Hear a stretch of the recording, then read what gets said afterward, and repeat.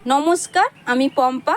Pampa cookbook চ্যানেলে সকলকে স্বাগত জানাই। বন্ধুরা, চলে এলাম একদম হাতের কাছে থাকা উপকরণ দিয়ে ঝটপট দারুণ একটা টেস্টি টিফিন রেসিপি শেয়ার করতে। খুব বেশি উপকরণ লাগবে না, একটা লাইক দিয়ে ভিডিওটা সম্পূর্ণ দেখার অনুরোধ রইল। আশা করছি বাড়ির বড় থেকে ছোট সবাই ভীষণ পছন্দ করবে। তোমরা এটা স্কুল অফিসের টিফিনেও বানিয়ে নিতে পারো। তাহলে কথা না বাড়িয়ে রেসিপিটা এবার শুরু করছি। আজকের টেস্টি টিফিনটা বানানোর জন্য সবার প্রথমেই আমি এখানে দেখো মেন দুটো উপকরণ নিয়েছি দুটো ম্যাগি প্যাকেট আর নিয়েছি এখানে দুটো ডিম। এই দুটো ম্যাগি প্যাকেটে এই টিফিনটা বানাবো। খুব বেশি তো বানাচ্ছি না, কম করেই বাচ্চার টিফিনের জন্য বানাচ্ছি, তাহলে ঝটপট রেডি হয়ে যাবে। খুব কম সময় বন্ধুরা ভীষণ টেস্টি এই টিফিনটা রেডি হয়ে যাবে। আর কয়েকটা হাতের কাছে থাকা মশলা ব্যবহার করব বা সবজি ব্যবহার করব, যেটা সবার হাতের কাছে সচরাচর থাকে। তাহলে এবার চলো রেসিপিটা কিভাবে বানাই সেটাই দেখে নেওয়া যাক। প্রথমে গ্যাসে একটা কড়াই বসিয়ে দিয়ে তাতে দিয়ে দিচ্ছি কিছুটা পরিমাণ জল। ম্যাগিটুকু রান্না করতে যতটুকু পরিমাণ জল লাগবে সেই পরিমাণ বুঝেই কিন্তু জলটা দিতে হবে। আর এখানে কিন্তু খুব বেশি জলের প্রয়োজন নেই, এই জলটা কিন্তু পুরোপুরি ম্যাগিটা খুব ভালো করেই রান্না হয়ে যাবে। দেখো বন্ধুরা, জলটা এবার ফুটে উঠেছে। এবার আমি দুটো ম্যাগি প্যাকেট কেটে নিয়ে ম্যাগিটা এর মধ্যে দিয়ে দিচ্ছি।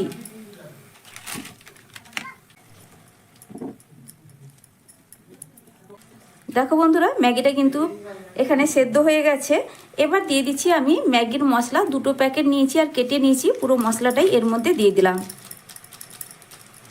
এখানে একটা কথা বলে রাখি, তোমরা যদি প্রয়োজন বা পছন্দ না করো এখানে কিন্তু তোমরা ম্যাগি মশলাটা স্কিপ করতে পারো। ম্যাগি মশলা ছাড়াও রেসিপিটা খুবই ভালো হয়, তবে একটু ম্যাগি মশলা দিলে টেস্ট ভীষণ ভালো আসে। তবে সেটা তোমাদের পছন্দ, ম্যাগি মশলা ছাড়াও রেসিপিটা চাইলে বানাতে পারো। অনেকে আছে যারা ম্যাগি মশলা পছন্দ করে না কিংবা রেসিপির মধ্যে ব্যবহার করতে চায় না, তারা কিন্তু এখানে ম্যাগি মশলাটা স্কিপ করতে পারো, বা বাচ্চাদের জন্য বানাতে চাইলে এখানে ভাজা জিরের গুঁড়োটাও ব্যবহার করতে পারো। তো খুব ভালো করে আমি মশলাটা ম্যাগির সঙ্গে মিশিয়ে নিলাম। আর মিশিয়ে নেওয়ার পরে এটাকে কিন্তু একটু শুকনো শুকনো করে রেডি করে নেব। আমার চ্যানেলে নতুন বন্ধু পুরনো বন্ধু সবাইকে স্বাগত। তোমাদের জন্য অনেকটা ভালোবাসা বন্ধুরা, তোমরাও আমাকে ভালোবাসা দিয়ে পাশে থেকো। আর রেসিপিটা সম্পূর্ণ দেখার পর আশা করছি তোমাদের খুব পছন্দ হবে। আর বাড়িতে বানিয়ে খেয়ে দেখার পর আমাকে কিন্তু কমেন্ট করে জানাতে ভুলবে না যে তোমাদের রেসিপিটা কেমন লাগলো বা বাড়িতে বানানোর পর কেমন হলো। তো দেখো, কথা বলতে বলতে ম্যাগির জলটা কিন্তু পুরোপুরি শুকিয়ে গেছে। আর এটা একটু ঠান্ডা যখন হয়ে যাবে সেটা কিন্তু আরও বেশি ঝরঝরে বা শুকনো ভাব চলে আসবে। এই অবস্থায় আমি গ্যাসের ফ্লেমটা বন্ধ করে দিচ্ছি। তো এটাকে আমি এক সাইডে সরিয়ে রাখছি। এবার একটা বাটি নিয়ে নিয়েছি, তারপরে এই বাটির মধ্যেই আমি দুটো ডিম ফাটিয়ে নিয়ে নিব।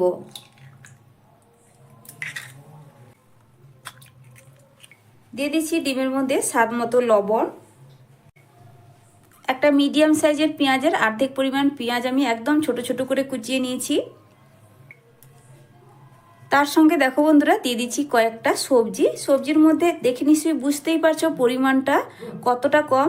যেহেতু আমি আগেই বলেছি টিফিনটা কিন্তু আমি অল্প পরিমাণ বানাচ্ছি বাচ্চার টিফিনের জন্য, তো তার জন্যই সব কিছুই কিন্তু অল্প অল্প করে নিয়েছি। তোমরা কিন্তু বেশি করে বানাতে চাইলে সব কিছু একটু বাড়িয়ে নিয়ে নিতে পারো।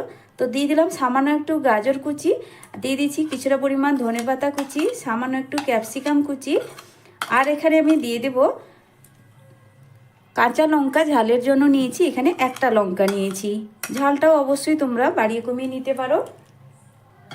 এবার সব কিছু খুব ভালো করে কিন্তু এখানে মিশিয়ে নিতে হবে। আর এই টিফিন রেসিপিটা যেমন কম সময়ের মধ্যে বানানো হয়, খেতে কিন্তু বন্ধুরা একদম আলাদা ধরন, ভীষণ টেস্টি হয়। তো দেখো, খুব ভালো করে ডিমের মিশ্রণটাও রেডি হয়ে গেছে। একটু ভালো করে কিন্তু ডিমটাকে ফেটিয়ে নিতে হবে এই সবজির সঙ্গে। গ্যাসে আবারও কড়াইটা ধুয়ে পরিষ্কার করে বসিয়ে দিয়েছি। কড়াইটা এখন মিডিয়াম গরম হয়ে গেছে। এবার আমি দিয়ে দিচ্ছি কড়াইয়ের মধ্যে 1 টেবিল চামচ রিফাইন্ড অয়েল। তেলটা এবার চারদিকে একটু ভালো করে ছড়িয়ে দিচ্ছি। তেলটা এখন মিডিয়াম গরম হয়ে গেছে। এবার তেলের মধ্যে আমি দিয়ে দিচ্ছি আগে থেকে ফেটিয়ে রাখা ডিমের মিশ্রণ। ডিমের মিশ্রণটা দিয়ে দেওয়ার পর একটু ছড়িয়ে দিচ্ছি। তবে এই যে ডিমের লেয়ারটা বন্ধুরা একটু মোটা করেই রেডি করতে হবে, মানে একসঙ্গে দুটো ডিম দিয়ে যেভাবে ডিমের লেয়ারটা হয় ঠিক সেইভাবে একটু মোটা করে কিন্তু এটা রেডি করলাম। তোমরা চাইলে ডিমের লেয়ারটা একটু পাতলা করে, মানে দুটো ডিম দুটো টিফিন বানিয়ে নিতে পারো। আমি কিন্তু এখানে একটা টিফিন রেডি করব।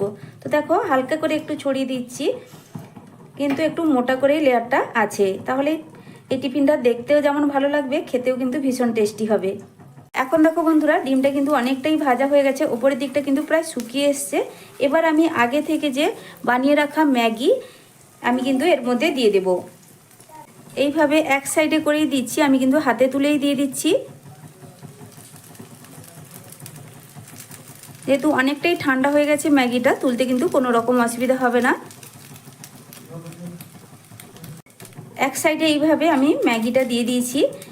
তারপরে দেখো বন্ধুরা, এইভাবে ধরে আর এক সাইড কিন্তু এইভাবে ভাঁজ দিয়ে দিতে হবে ম্যাগির উপরে।